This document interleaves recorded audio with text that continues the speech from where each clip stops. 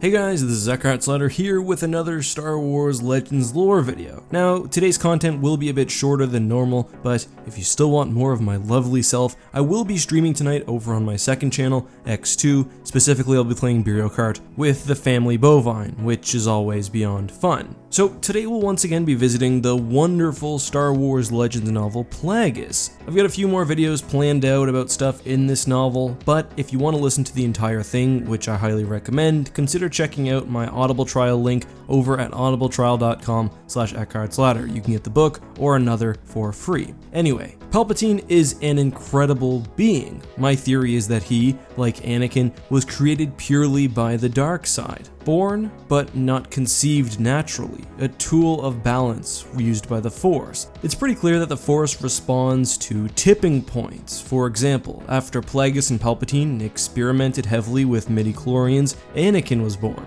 Perhaps with over a millennia of light side domination and the Jedi holding power, Palpatine was born in response. Whether that's true or not, it's clear that Sidious was arguably, more than any being ever, the personification of pure evil, as described by Dooku. And then there was Palpatine, of course. He was beyond power. He showed nothing of what might be within. Though seen with the eyes of the dark side itself, Palpatine was an event horizon. Beneath his entirely ordinary surface was absolute, perfect nothingness. Darkness beyond darkness. A black hole of the Force. You may or may not be surprised to learn that Palpatine was like this even before becoming a trained Sith Lord. As a young man, after discovery by Plagueis, Palpatine's anger on one occasion had an almost elemental effect on the world, as his rage literally summoned wind and nature recoiled from his darkness. Palpatine's fury buffeted Plagueis. Blossoms growing around the side of the pathway folded in on themselves, and their pollinators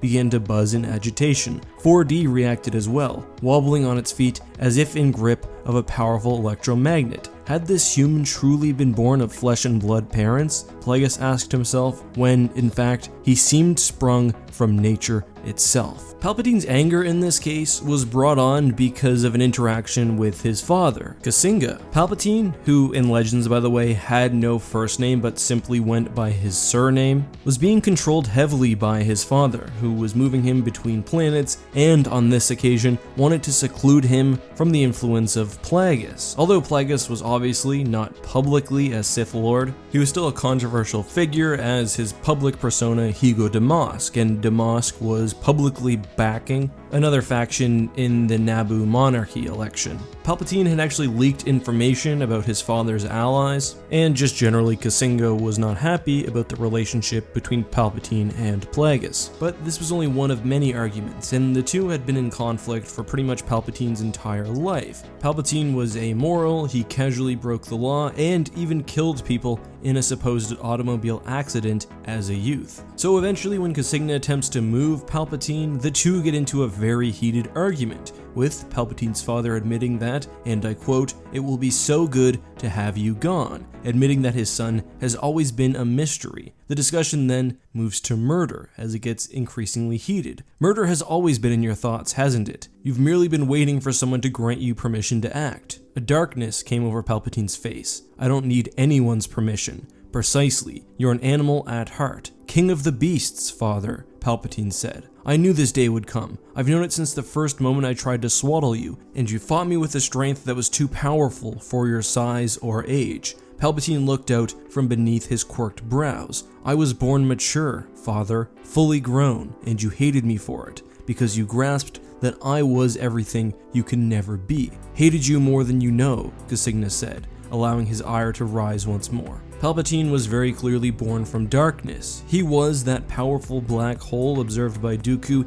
even as a newborn. He had a strength and unnaturalness from the start that his father, Kasinga, even considered murdering him due to his fear. That fear, by the way, was well placed, because almost immediately after that, Palpatine, in one of his first overt uses of the Force, tossed his father across the cabin several times, destroying him, later force-choking his mother and killing his siblings. Kasinga's final words were, "If the Force birthed you, then I curse it." I curse it. So, what do you guys think? Was Palpatine actually a being born of the Force, not unlike Anakin, as I'm sort of theorizing here, or do you think he was naturally born? Something that's interesting is that Palpatine does actually share genetics with his father. Earlier on in their confrontation, Casigna says that, "I know you are of my blood, because I had you tested, just to be certain, but in truth, I don't know where you came from, who or what you're actually descended from." All in all though, it's a very interesting idea, and I'm curious to hear what you guys think. I also wonder how the new canon will handle this, because we don't know a lot about Palpatine's backstory, and of course he will be back in some form in episode 9.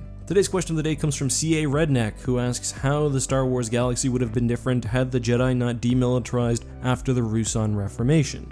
So it should be noted that the Reformation was about not only Jedi demilitarization, but also Republic demilitarization, and to be honest, I don't think a whole lot would have changed. Palpatine used the Clone Wars as an excuse to remilitarize the Republic and get the Jedi back in fighting roles, so had they never demilitarized in the first place, I think there would have been even more corruption and sort of loss of faith in the Jedi, and that the Republic may in fact had been weaker, or perhaps even tore apart by several wars. The problem for Palpatine would have been getting troops that will follow his command, even if it meant killing the Jedi and tearing apart the Republic. So he would have had to find some way to do that, but I think it would have been easier to sort of instigate a conflict like the Clone Wars. That's just my opinion though, curious to hear what you guys think, and as always, if you have something you'd like me to answer in a future video, leave in the comments with the hashtag AskEck. Anyway, until next time guys, may the Force be with you, have a great week, and I'll see you soon.